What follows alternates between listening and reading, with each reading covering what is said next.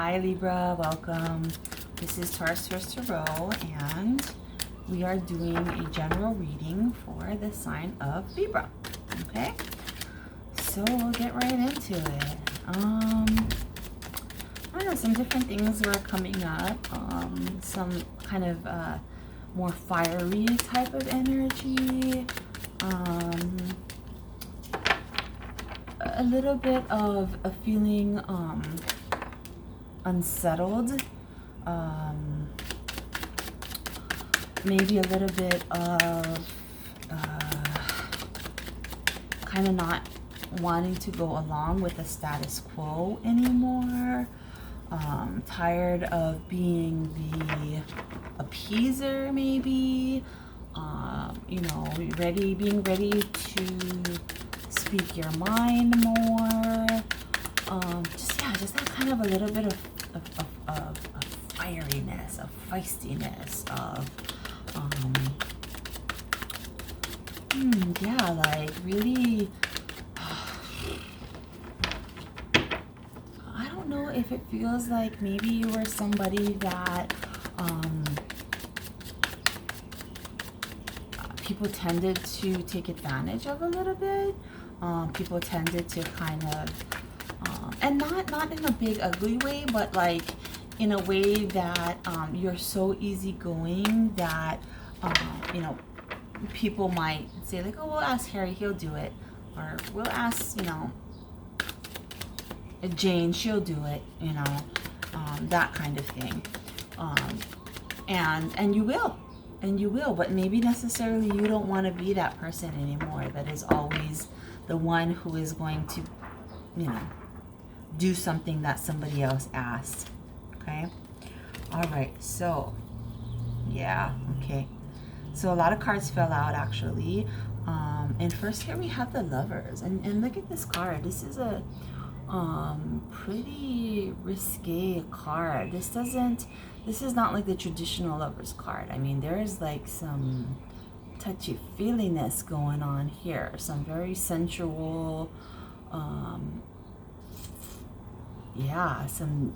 very sensual connection,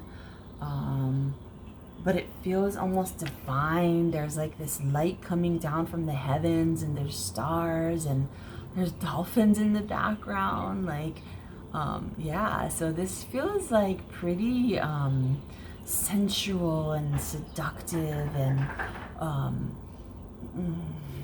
like a passionate sort of energy, that fiery energy for sure. Whereas traditionally, oftentimes for me, the Lovers card feels like a very balanced kind of thing, and I don't necessarily feel balance from this. I feel a lot more passion and seduction and fire and sensuality. Okay, and I'm kind of feeling like you're wanting some of that in your life. I'm kind of feeling like you are needing some of that in your life, some of that fire in your life.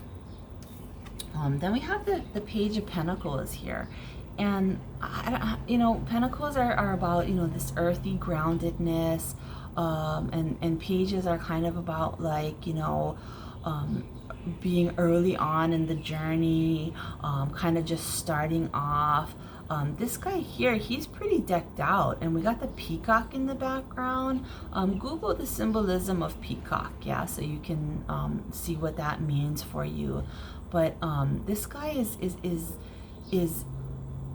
I'm just feeling like there's this wealth that already exists, but it's not satisfying. It's not necessarily satisfying. And it's almost like, if I don't know if you can really see, but it's almost like this young man here, he has all of this kind of luxuriousness around him. Like he feels pretty well to do. He feels like there's a lot of luxury. His clothes, his coin, his peacock is all quite decked out and fancy, but it's not satisfying for whatever reason. And there is sort of this, I don't know if you can see it in the video, but in his face there is this kind of lusting look. There's like this, he's looking at something else. He's not looking at what he has. He's looking at something else, and is in want of that other thing that he's looking at that is not necessarily in his grasp, but is within his grasp, but not in his grasp. Yeah. And it's almost like the feeling is that he has a lot of like maybe material wealth, but he doesn't have any of this, like this passion, this sensuality, this deep connection that is possible with a partner, with a lover, right? And so there feels like there's some movement for this person, for you, right?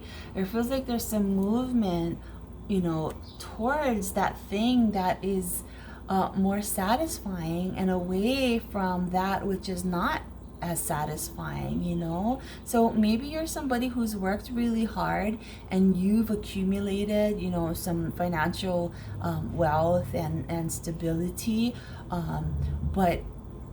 and you thought that it would bring you this kind of satisfaction that you've been looking for, but it hasn't brought it to you. And now you're ready to move on to something else. And what that feels like is you're ready to move on to something a little bit more passionate. So the Knight of Wands, Wands is about this fiery energy, about a little bit more passion and kind of finding something that you really love to do that lights a fire in you, and then doing that and moving towards that. So that's what this feels like.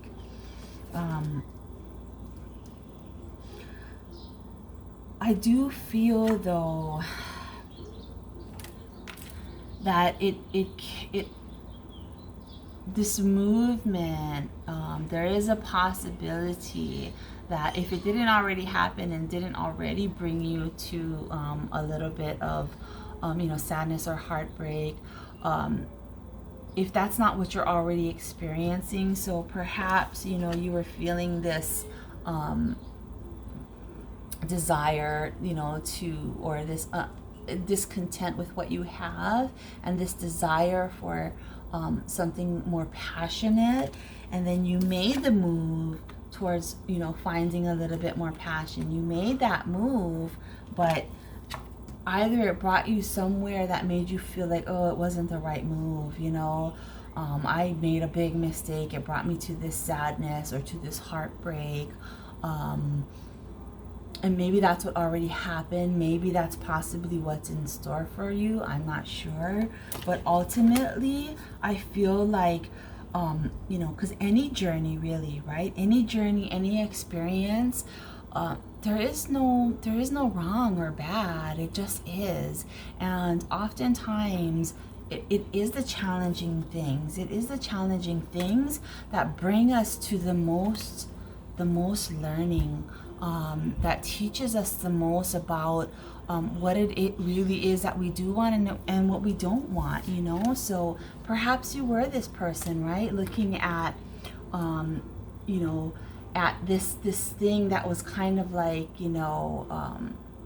outside of what you already had, and you were kind of almost looking at it in like a kind of envious or lustful way, and and that feeling of wanting something that you didn't have, of lust or desire, that feeling was making you really uncomfortable.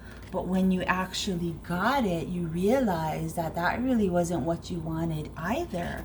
But there was really no way to know. There was really no way to know until you actually went after it, right? And you did. And from that, you gained a learning.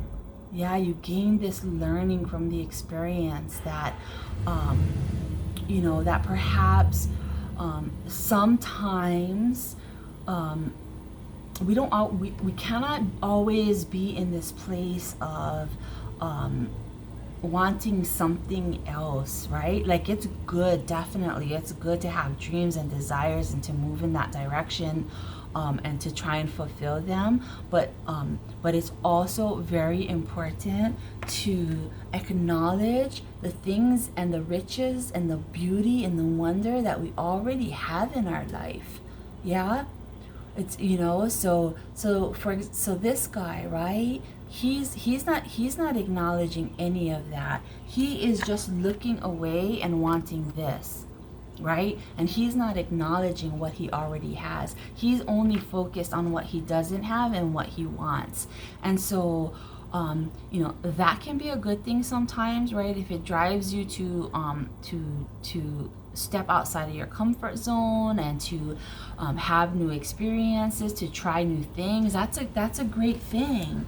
But we have to, when we step outside of our comfort zone, or when we take chances and take risks and to have new experiences like that, if the intent behind it is because we feel empty inside,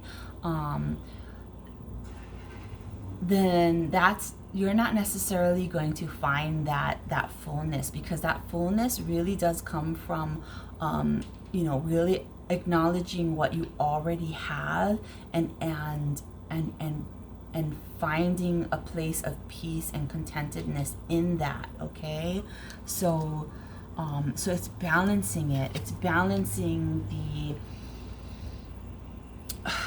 the ability to see what you already have and see the value in everything that you already have, the value and the beauty in everything that you already have, while still wanting to have new experiences, and then going off and having those new experiences with a solid base of already knowing all of the wonderful things that you already have. So when you approach new experiences in that way, or when you seek out new experiences in that way, then it's much more healthier than trying to obtain something from a space of lack, right? And so when you do try to go out and gather something from a space of lack, then you're going to continue to find lack, okay? Because that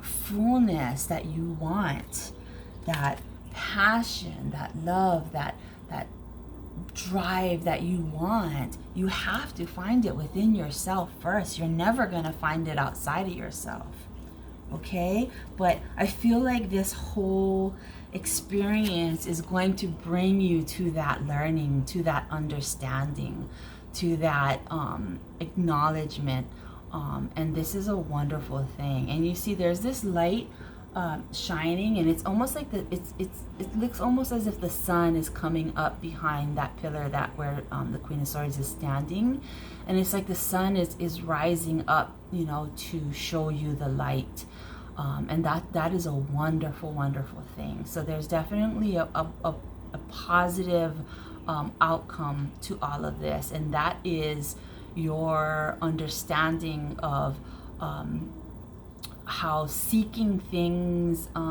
outside of yourself is okay, but you first need to find those things within yourself, okay, before you can really experience any real satisfaction. All right. Pretty deep stuff, Libra. So that is the reading. If you enjoyed it, please let me know by giving it a thumbs up, and if you want to see more videos, then subscribe. And I do offer personalized readings. You can contact me at taurustourstarot@gmail.com. Otherwise, have a beautiful day. Aloha and Namaste.